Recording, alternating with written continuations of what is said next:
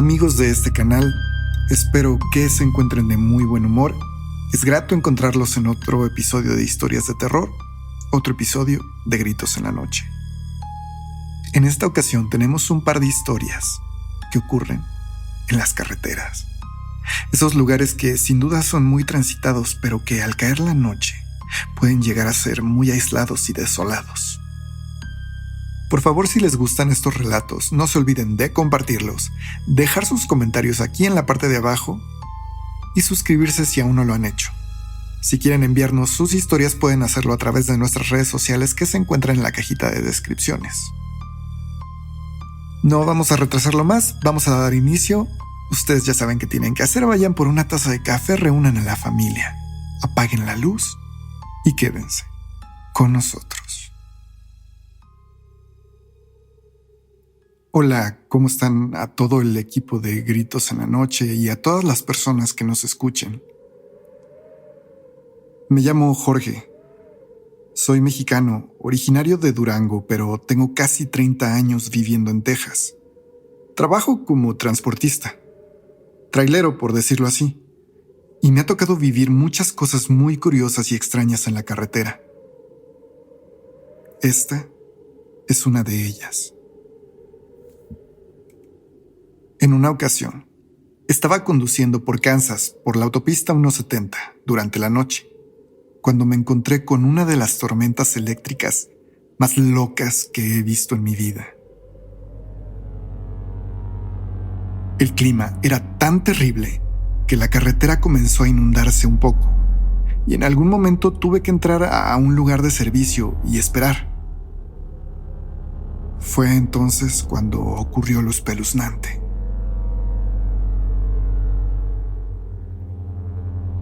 Mientras estaba sentado en el camión viendo la tormenta, hubo una serie de rayos seguidos de un apagón. De repente, una luz increíblemente brillante comenzó a moverse detrás de las nubes. Demasiado lento para ser un avión, pero demasiado rápido para ser parte del sistema de tormentas. Aquel resplandor se elevó desde unas colinas llenas de árboles al frente. Luego se dirigió hacia mí y cruzó por encima de donde yo estaba, para después desaparecer detrás de la plaza de servicio en donde me estacioné. El trayecto desde aquella línea de árboles a la plaza tomó tal vez de 5 a 10 minutos como máximo, y mientras estaba arriba de mi cabeza, pareció encenderse aún más con un misterioso resplandor azul que iluminó todo el estacionamiento. En serio, en aquel momento yo pensé que los extraterrestres nos estaban invadiendo. De todos modos, apenas unos segundos después de que desapareció esa luz espeluznante, la lluvia se detuvo por completo y las luces del estacionamiento se volvieron a encender, como si alguien hubiera accionado un interruptor. Arranqué y me alejé de ahí mientras buscaba a través de mis espejos retrovisores naves espaciales o alguno de esos caminantes alienígenas que describen en los programas. Por fortuna, no vi a nadie.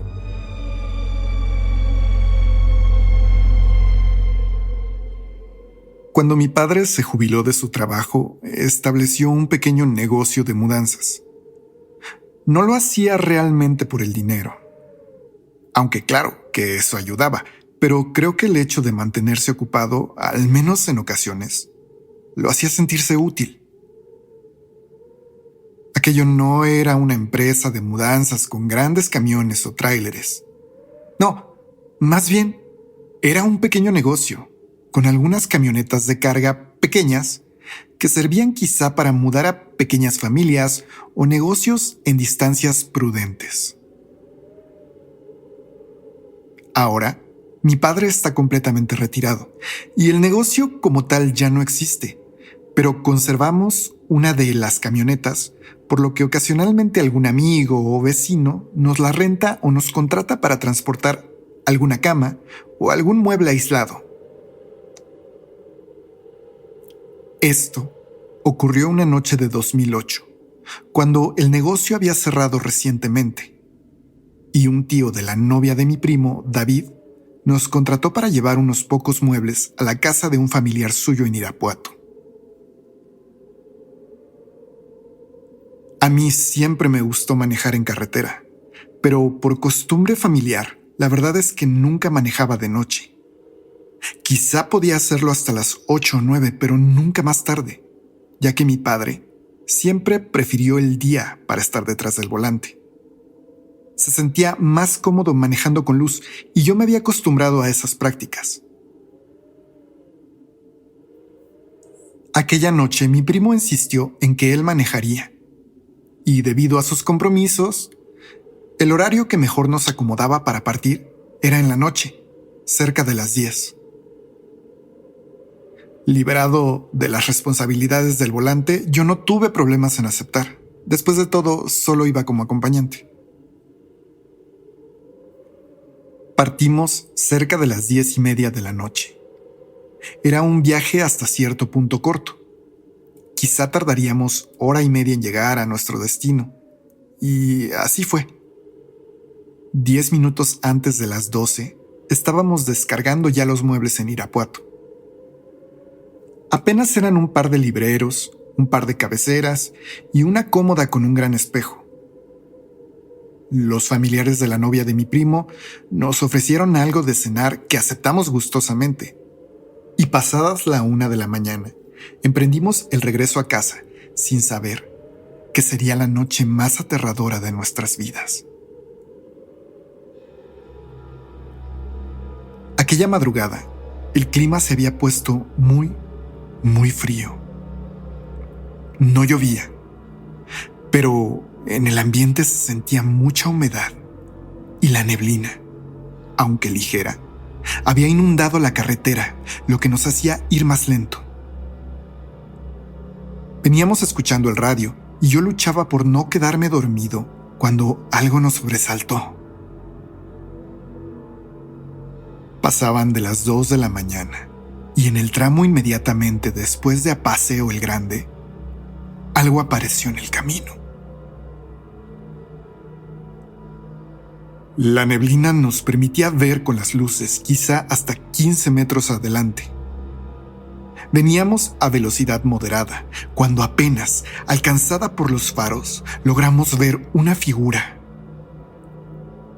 Al principio era difusa, pero un poco más adelante las luces la iluminaron más y nos dimos cuenta que era una mujer. Una mujer corriendo en el mismo sentido que íbamos transitando sobre la carretera. Iba agitando los brazos y dando zancadas enormes como maratonista, pero de espaldas. Solo alcanzábamos a ver su cabello castaño agitándose en el viento. Llevaba la espalda desnuda a pesar del clima, y de la parte inferior de su cuerpo apenas iba cubierta con una falda blanca. También era notable que se encontraba descalza, y aún así corría con esa fiereza y agilidad prácticamente a la misma velocidad que nosotros nos movíamos. Mira, tiene moretones, me dijo David, y poniendo más atención, pude ver a qué se refería. En la parte alta de su espalda y hombros se apreciaban manchas rojas y moradas, como si hubiera sufrido golpes. Nosotros solo íbamos siguiéndola, impactados, sin saber muy bien qué hacer o cómo reaccionar. David entonces aceleró un poco y acortó la distancia entre nosotros y ella, e hizo sonar la bocina de la camioneta, esperando que se detuviera, por lo que se preparó para pisar el freno si hubiese sido necesario. Sin embargo, aquella mujer no se detuvo. Siguió corriendo e incluso podría decir que aceleró un poco su carrera. La seguimos así durante algunos minutos, esperando quizá encontrar a una patrulla de caminos que pudiera darle alcance para auxiliarla. Cuando, para nuestra sorpresa, Aquella mujer pareció tropezar. O eso creímos. La vimos irse para adelante, pero casi podría jurar que en ese momento lo que ocurrió es que empezó a correr con manos y pies, como un animal. Intempestivamente dio vuelta a la izquierda y salió del camino. Yo estaba muy asustado porque después de todo, siempre se escuchan relatos de apariciones y cosas por el estilo en las carreteras. Pero mi primo, pareciendo ignorar todo aquello, se estacionó a un lado del camino.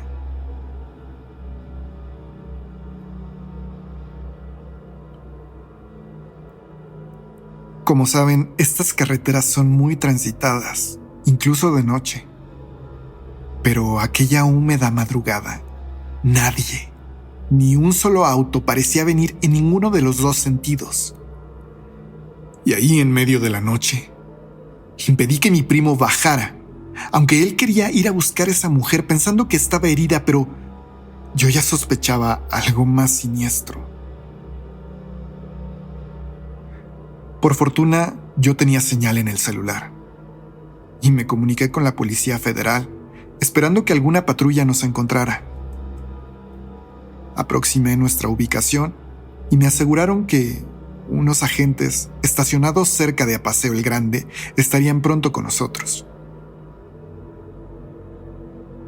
Aquella mujer se había perdido de nuestra vista.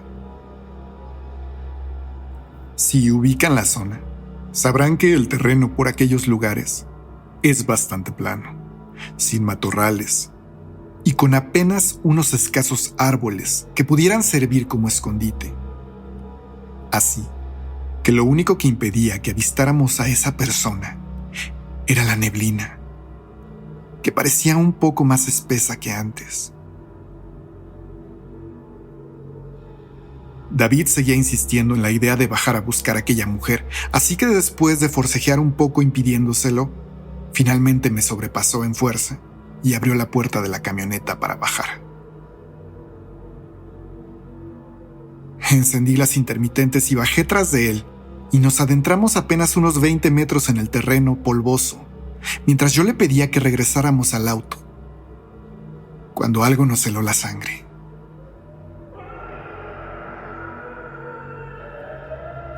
En medio de la noche, una especie de grito o chillido horrible se escuchó muy cerca de nosotros, lo que inmediatamente me hizo emprender la carrera de vuelta a la camioneta, tomando del brazo a mi primo, que parecía haberse quedado congelado del miedo. Al mismo tiempo, alcanzábamos a ver las luces de una patrulla acercándose, y cuando llegamos al auto, la patrulla prácticamente estaba estacionándose. Yo quise ser prudente, pero mi primo estaba muy ansioso y se apresuró a contarle al policía lo que nos había ocurrido sin importarle lo increíble que pareciera. Yo estaba también un poco preocupado porque el oficial fuera a creer que estábamos drogados, tal vez. Sin embargo, aquel agente, de la manera más tranquila y calmada, mientras palmeaba el hombro de mi primo, nos pidió que cuando viéramos cosas así, no nos detuviéramos por ningún motivo hasta llegar a nuestro destino o quizá a alguna zona con gente, y entonces desde ahí lo reportáramos. Creo que en aquel momento mi primo sintió que lo trataron con mucha condescendencia y, molesto, le pidió al oficial que hiciera su trabajo y que buscara a aquella mujer. Yo le pedía que se calmara. Sin embargo, el oficial fue a su patrulla y tomó una linterna más grande que la que llevaba en su mano hasta entonces. Y fastidiado, nos pidió que lo siguiéramos, porque debía mostrarnos algo.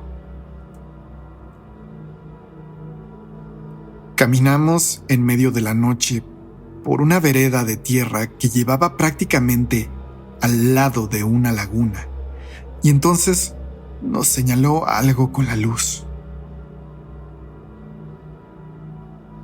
En medio de aquel terreno, en un árbol, había varias cosas colgando que no pudimos distinguir hasta que nos acercamos solo para darnos cuenta con horror lo que eran.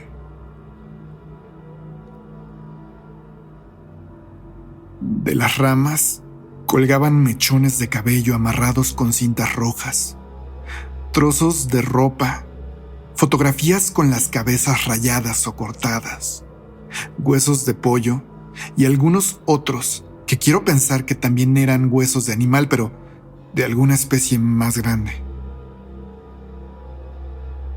El olor a putrefacción era horrible. En el piso se podían ver aún restos de veladoras, trozos de hierba quemados y ramas acomodadas en forma de triángulo. Mi primo y yo, sorprendidos, dimos varios saltos hacia atrás horrorizados. El agente nos pidió que regresáramos a los autos y en el camino de regreso nos iba contando. Jóvenes, la gente es muy extraña. Hay muchos lugares en las carreteras donde hacen este tipo de cosas. Ya saben, gente loca que viene a tirar sus brujerías, pero uno que anda en los caminos sabe que por muy escéptico que uno sea, eso no quiere decir que estas cosas no existan. Fantasmas, demonios o como ustedes quieran llamarles. También es cierto que donde hay crímenes es probable que haya energías atrapadas en los caminos. Por eso, si van solos y ven algo, nunca se paren. Mi primo, contrariado pero más tranquilo, le dijo que sí. Yo le agradecí su ayuda y me dispuse a manejar ese último tramo. El oficial amablemente se ofreció a escoltarnos hasta Querétaro, que ya no estaba nada lejos. Arrancamos y empezamos a seguir a la patrulla, pero la camioneta se sentía pesada, como cuando traes mucha carga, pero veníamos ya sin nada en la caja. Creímos que tal vez el frío y que la habíamos apagado había hecho que se sintiera así, y seguían andando sin darle mucha importancia. Mi primo y yo veníamos en silencio solamente, con la mirada fija en la patrulla frente a nosotros. Cuando unos 100 metros antes de entrar a la ciudad, sentimos claramente cómo la camioneta rebotó. Era como esa sensación cuando alguien se baja con un brinco de un auto, pero 100 veces más fuerte. Incluso coleteó un momento, pero después se estabilizó y se sintió más ligera. Como antes, como siempre, como si algo enorme se hubiera bajado de nuestro vehículo. Lo siguiente no sé si lo imaginamos, pero aquel chillido que habíamos escuchado anteriormente, lo volvimos a oír, pero alejado, como si se hubiera quedado detrás de nosotros. Nunca estaremos seguros de qué o a quién nos topamos esa noche en la carretera. Lo que es cierto es que a partir de eso, tanto yo como mi primo David evitamos manejar muy noche. Las pocas ocasiones que he tenido que hacerlo, aunque sea sorpresivo en un hombre de mi edad, me hago acompañar de un rosario, una cadenita con una medalla de San Benito y un escapulario. Nunca he vuelto a ver nada, pero tengo mucho contacto con choferes y traileros, y ellos me han compartido muchas historias y encuentros espeluznantes en las carreteras de nuestro país. Espero un día poder contárselas a todos ustedes.